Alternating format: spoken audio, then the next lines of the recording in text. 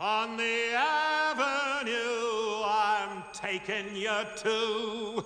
Built in 1997, the Lyric, formerly the Foxwoods, is the largest and newest theater on Broadway.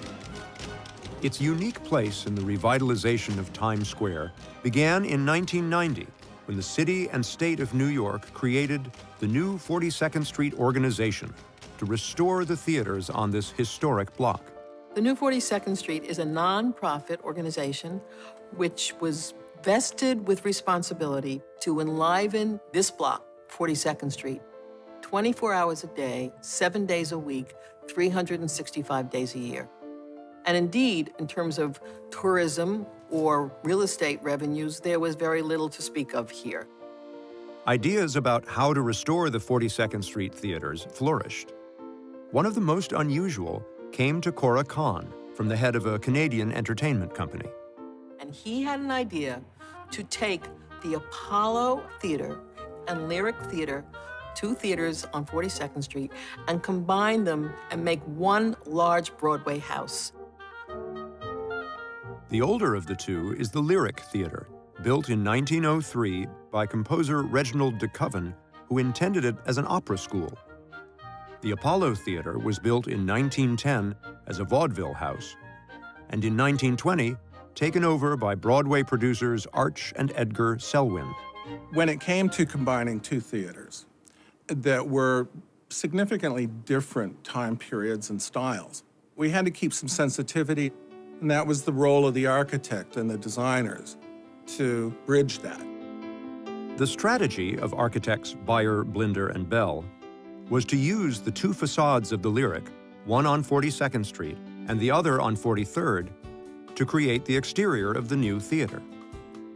The Lyric facade is so vibrant. It's so three-dimensional. It's crisp, and it's very well preserved. So you had this magnificent facade, brick and very ornate terracotta, very fancy, and an arcade at the top.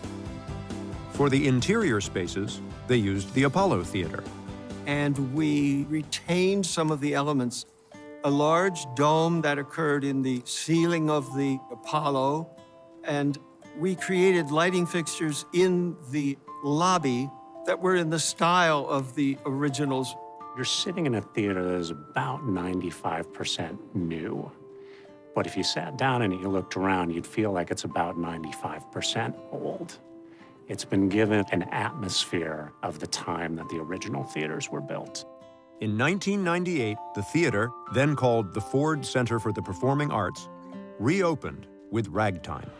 The people call it ragtime. A musical on a grand scale that utilized the size of the stage.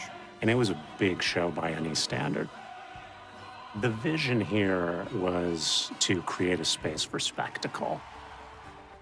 In 2010, the theater was renamed the Foxwoods in time for a much-anticipated new production, Spider-Man: Turn Off the Dark, one of the most expensive musicals in the history of Broadway. And what we're seeing as time passes is Broadway is getting bigger and bigger. We're seeing more pieces with more special effects, bigger stage mechanics, moving stages. And that's exactly what we've got now.